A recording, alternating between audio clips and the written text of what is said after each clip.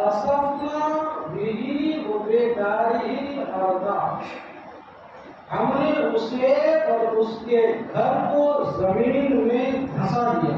ان کے پاس کوئی جماعت نہ تھی جو اس کو اللہ تبارک و تعالیٰ سے بچانے میں مدد کرتی، اور وہ اللہ سے بدلہ بھی نہ لے سکا. اس کے آگے اور ہے، یہاں تک کہ میں آپ کے سامنے عرض گزار ہونا چاہتا ہوں. پچھلے جمعے میں میں نے عرض کیا تھا کہ اللہ تبارک و تعالیٰ نے قرآن مجید میں حسد کی مذمت پر آیت کریمہ ہی نازل فرما دیا.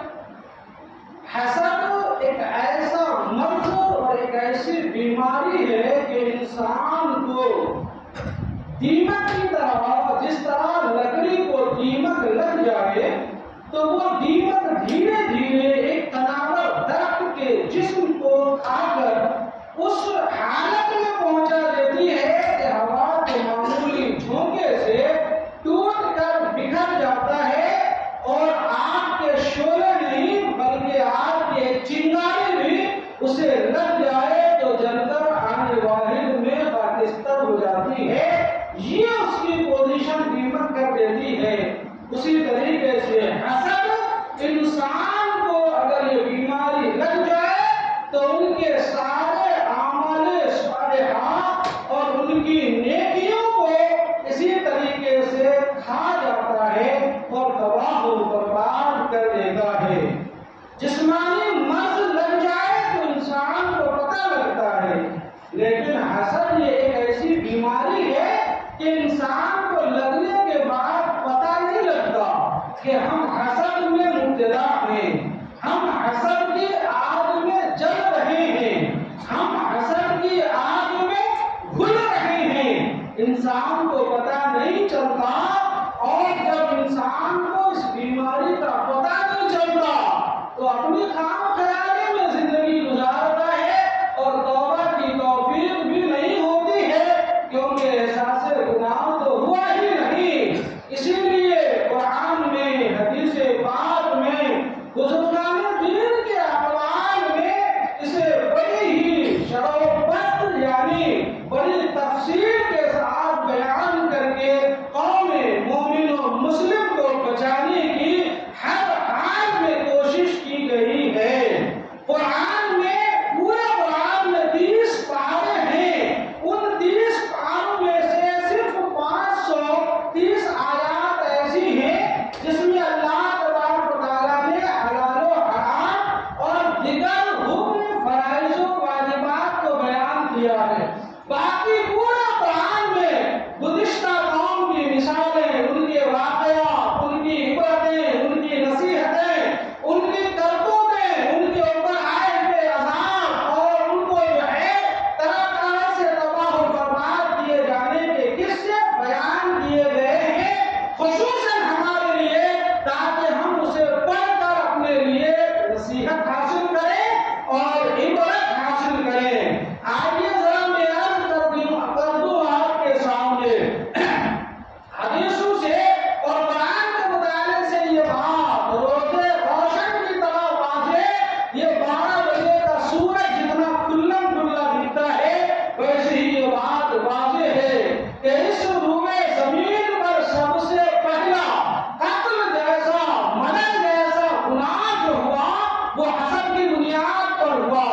شاید کہ آپ جانتے ہوں گے جب حضرت آدم علیہ نبینا و حضرت حوا ان دونوں کو جنت سے سرزمین پر، دنیا پر لایا گیا اور نسل انسانی کو آگے بڑھانا مقصود ہوا، تو حضرت آدم و حوا کی اولاد یعنی حضرت حوا کے ہر حمل سے قانون الہی کے مطابق ایک دفعے میں ایک بیٹا اور ایک بیٹی جڑوا یہ دونوں پیدا ہوتے تھے، اور دوسرے سال میں پھر بیٹا اور بیٹی، اور ان دونوں میں شادی کا نظام یہ تھا کہ اس سال کے حمل کا بیٹا، اگلے سال کے حمل کی بیٹی، اور اگلے سال کے حمل کا بیٹا، اور پہلے سال کے حمل کی بیٹی. یہ حمل بدلتا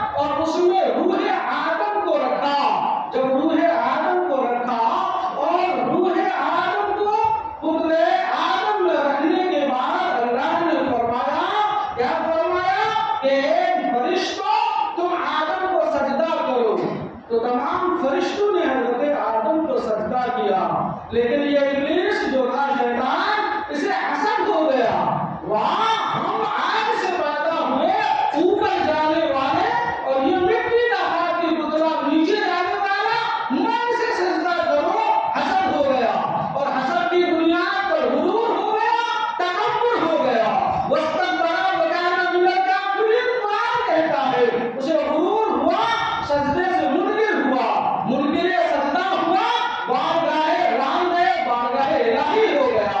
معلوم یہ ہوا کہ آسمان پر سب سے پہلی نافرمانی خدا کی یہ حسد کی بنیاد پر ہوئی، اور روئے زمین پر سب سے پہلا قتل اور مرض سب سے بڑا گناہ زمین پر اسی حسد کی بنیاد پر ہوا۔ یہ حسد جو ہے پورے معاشرے کو تباہ و برباد کر رہا ہے۔ سنیے اب میں نے جو آیت کریمہ پڑھی، اللہ تبارک تعالیٰ نے قارون کے بارے میں یہ قرآن میں فرمایا فَخَسَفْنَا بِهِ، ہم نے اسے وَبِدَارِهِ اور اس کے گھر کو وَبِدَارِهِ الْأَرْضَ اور اس کے گھر کو زمین میں دھسا دیا، یعنی قارون کو زمین میں دھسا دیا، قارون کے گھر کو دھسا دیا۔ اس کی تفسیر کیا ہے؟ اس کی تفسیر یہ ہے، سنیے، حضرت موسیٰ علیہ السلام، جب حضرت موسیٰ علیہ السلام قوم بنی اسرائیل کو لے کر دریا پار ہو کر اس پار چلے گئے اور نجات حاصل ہو گئی، تو حضرت موسیٰ علیہ السلام نے حضرت ہارون علیہ السلام جو ان کے بھائی تھے ان کو قوم کی قربانی کا سردار بنا دیا، اس کی ذمہ داری ان کے حوالے کر دیا۔ اور قوم بنی اسرائیل جو شکرانے میں قربانی کرنا تھا، قوم بنی اسرائیل اپنی قربانی لے کر آتے، حضرت ہارون علیہ السلام کو پیش کرتے، حضرت ہارون علیہ السلام ان کی قربانی کو مذبح یعنی جگہ ذبح ہونے کی جگہ رکھتے اور آسمان سے ایک آگ آتی اور اس کی قربانی کا گوشت جلا ڈالتی، یعنی اللہ کی بارگاہ میں قربانی قبول ہو گئی۔ ذرا مطمئن ہو کر سنیے گا، یاد کیجیے گا، اپنے بچوں کو سنائیے گا۔ اللہ اکبر، جب یہ ہونے لگا نا تو قارون کو حسد ہو گیا، قارون کو جلن ہو گئی، اب قارون بولنے لگا اور اسی حسد و جلن میں حضرت موسیٰ کے پاس آیا اور کہنے لگا اے موسیٰ، رسالت تو تو لے گیا اور قربانی کی سرداری اپنے بھائی ہارون کو دے دیا، تو پھر میرے لیے کیا بچا؟ جبکہ میں توریت کا بڑا قاری ہوں، میں بڑا دولت مند ہوں۔ اسے حسد ہو گیا کہ میں قاری توریت بھی ہوں اور میں مالدار بھی ہوں۔ حضرت موسیٰ علیہ السلام نے فرمایا اے قارون، ہارون کو قربانی کی سرداری میں نے خود سے عطا نہیں فرمایا، یہ اللہ کے حکم سے عطا فرمایا۔ قارون نے کہا میں تیری بات نہیں مانتا، ثبوت لا کہ اللہ نے حکم دیا ہے۔ حضرت موسیٰ نے فرمایا ثبوت چاہیے؟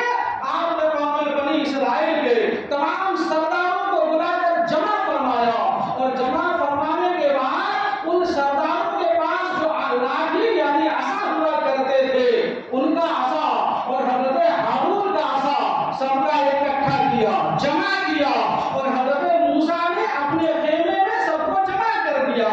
بنی اسرائیل کے سارے سردار پوری رات ان لاٹھیوں کا پہرا دیتے رہے، سنیے گا، لاٹھیوں کا پہرا دیتے رہے، اور جب صبح ہوئی نا تو حضرت ہارون علیہ السلام کا عصا مبارک یعنی لاٹھی سب کو شیطان ہو گئی، اس میں پتے لگ گئے اور وہ جھاڑ کی شکل اختیار کر لیا، سبحان اللہ۔ حضرت موسیٰ نے کہا دیکھو حضرت ہارون کی لاٹھی سب کو شیطان ہو گئی۔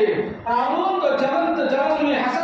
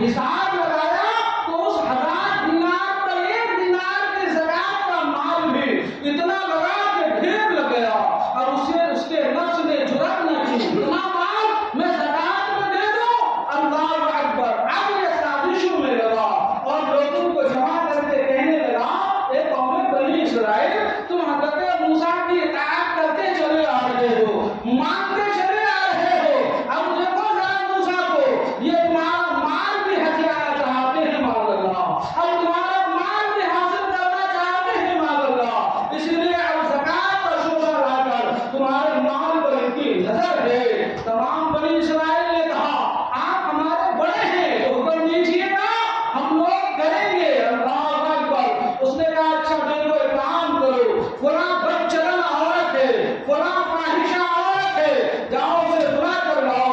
بد چلن عورت کو بلا کر لایا جاتا ہے، جو بلا کر لایا گیا تو قارون نے کہا، تمہیں 1000 دینار دیا جائے گا، 1000 درہم دیا جائے گا، اور بہت سارا مال تمہیں دیا جائے گا۔ اس عورت نے کہا، کرنا کیا بدلے میں؟ کرنا یہ ہے کہ حضرت موسیٰ پر جو ہے زنا کی تہمت لگانی ہے، استغفر اللہ معاذ اللہ، زنا کی تہمت لگانی ہے۔ وہ عورت لالچ میں آ کر تیار ہو جاتی ہے، ادھر قوم بنی اسرائیل جمع ہے، ادھر قارون مکر و فریب کرتے ہوئے حضرت موسیٰ کی بارگاہ میں کہا، اے کلیم اللہ، اے موسیٰ، تم رسالت کے منصب کا دعویٰ کرتے ہو، کون تمہاری بات و نصیحت کے انتظار میں جمع ہے؟ چلو انہیں بات و نصیحت کرو۔ حضرت موسیٰ تشریف لے آئے اور تقریر کرنے کے لیے کھڑے ہو گئے۔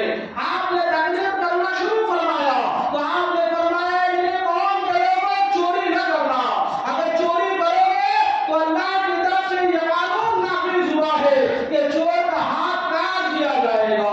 اے لوگوں، کسی پر تہمت نہ لگانا ورنہ 80 کوڑے کی سزا دی جائے گی۔ اے لوگوں، زنا نہ کرنا، کیونکہ زنا کرنے والا اگر کنوارا رہا تو اسے 100 کوڑے کی سزا دی جائے گی، اگر شادی شدہ رہا تو اس پر رجم کیا جائے گا، یعنی پتھر مارا جائے گا اس وقت تک جب تک کہ وہ مر نہ جائے، اسے پتھروں سے مار دیا جائے گا۔ قارون کھڑا ہوا، حضرت موسیٰ کی تقریر کے درمیان کھڑا ہوا اور کھڑا ہو کر بدبخت کہنے لگا، اے موسیٰ، کہاں یہ گناہ در آپ سے ہی ہوتا ہے؟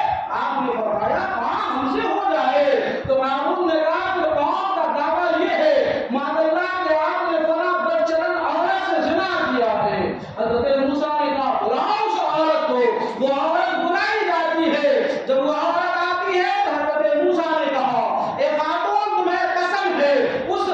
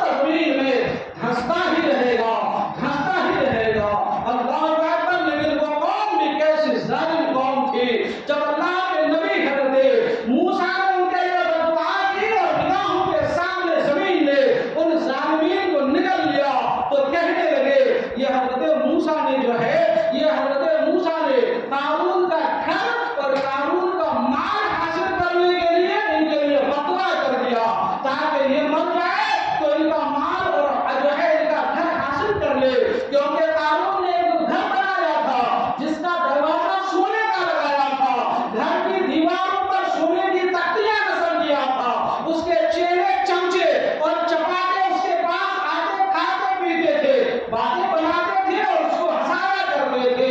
معاشرے کا آج بھی اس سے کوئی دوسرا حال نہیں ہے۔ لوگوں غور کیجیے گا، جب یہ کہا تو حضرت موسیٰ علیہ السلام نے پھر دوبارہ دعا فرمایا کہ اے زمین قارون کے مال اور گھر اور اس کی سارے خزانے کو پکڑ لے۔ حضرت جو ہے حضرت موسیٰ نے دوسری بار دعا کی تو اب قارون کا سارا خزانہ جو ہے خاک ہو کر زمین پر دھس رہا ہے اور صبح قیامت تک دھستا ہی رہے گا۔ اے لوگوں، اللہ تبارک و تعالیٰ نے کیا فرمایا؟ قارون کو زمین میں دھسا دیا، قارون کے مال کو زمین میں دھسا دیا۔ اچھا، قارون کے پاس پوری جماعت ہونے کے باوجود بھی قارون کی جماعت اللہ سے ان کو بچانے میں مدد نہ کر سکی، اور اتنا ہی نہیں، یہ قارون مالدار ہونے کے باوجود، طاقتور ہونے کے باوجود یہ اللہ سے بدلہ نہ لے سکا۔ ہے کوئی مالدار جو اللہ سے بدلہ لے سکے؟ اب اس سے ہمیں اللہ نے یہ درس عطا فرمایا، اور مفسرین اب لکھتے ہیں اور جو ہے وقالا اور دانشوران کہتے ہیں، یہاں سے ہمیں نصیحت لینا چاہیے، ہمیں عبرت حاصل کرنا چاہیے۔ معلوم یہ ہوا کہ حسد ایک ایسا مرض مہلک ہے مسلمانوں، جس کے دل میں حسد کی آگ لگ جاتی ہے، اور جو حسد کی بیماری میں مبتلا ہو جاتا ہے وہ بے حیا ہو جاتا ہے، وہ بے شرم ہو جاتا ہے، وہ زبان دراز ہو جاتا ہے، وہ بے ادب ہو جاتا ہے، وہ بڑی سے بڑی شخصیتوں کے تعلق سے بے ادبی کے جملے بولنے اور کہنے سے ڈرتا نہیں ہے، اس لیے کہ اس کے دل میں اللہ نے مہر لگا دیا ہوتا ہے۔ دیکھو، قارون اپنی آنکھوں سے دیکھ رہا تھا حضرت موسیٰ نبی علیہ السلام کلیم اللہ ہے، رب سے کلام کرتا ہے اور اللہ کا رسول ہے، اس کے باوجود یہ بے ادبیوں پر اتر آتا تھا۔ آج بھی یہ باتیں ہوتی ہے، جب بندہ بے ادبیوں پر اتر آتا ہے اور بے لگامی اور بدزبانی پر جو ہے اتر آتا ہے، تو پھر اس کی زبان کو لگام نہیں ہوتا۔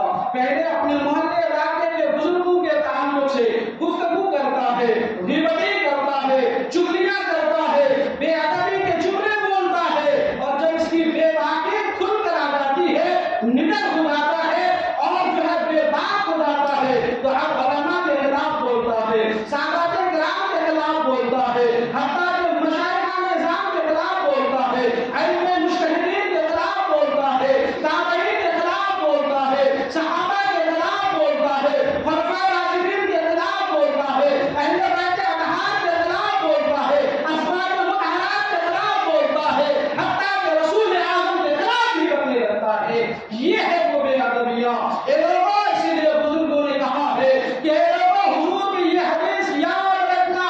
لوگ کہتے ہیں میں کسی سے ڈرتا نہیں، لوگوں کے منہ پر باتیں کہہ دیتا ہوں۔ اے لوگوں، تمہیں ڈرنا چاہیے، لوگوں کے منہ پر کہہ دینا یہ کمال نہیں ہے۔ کوئی آدمی اگر کسی بزرگ، کسی عالم، کسی سید اور کسی بڑی شخصیتوں کے خلاف اگر آپ بولتے ہیں اور وہ جان کر بھی آپ کو جواب نہیں دیتا ہے، تو آپ یہ نہ سمجھنا کہ وہ آپ سے ڈرتا ہے، آپ نے یہ سمجھ لینا کہ اس نے اپنے فیصلے اور اپنا جو ہے مقدمہ رب کائنات کی عدالت میں پیش کر دیا ہے، اور رب جب پکڑنے لگے تو دنیا کی کوئی جماعت رب کے پکڑنے سے بچا نہیں سکتی اور کوئی رب سے بدلہ نہیں لے سکتا۔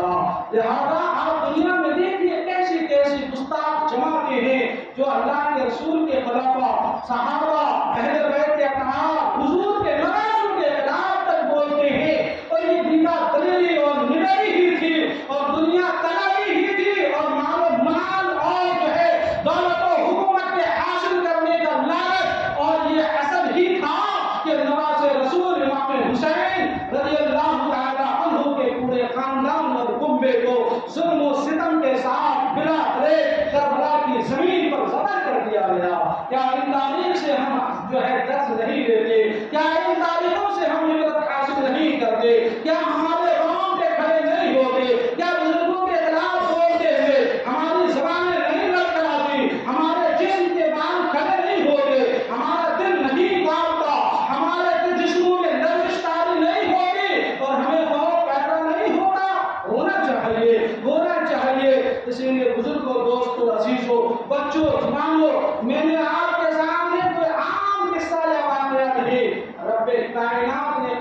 مجید میں ہماری اور آپ کی رہنمائی اور ہدایت کے لیے جو بہترین واقعات جو ہے رب تبارک و تعالیٰ نے بیان فرمایا اور علماء نے اسے ڈیٹیلز کے ساتھ بڑی تفصیل کے ساتھ بڑے شرح و بسط کے ساتھ بیان فرمایا، ہماری سمجھ کے مطابق ہمارے سمجھنے کے لیے وہ ہم نے آپ کے سامنے رکھا۔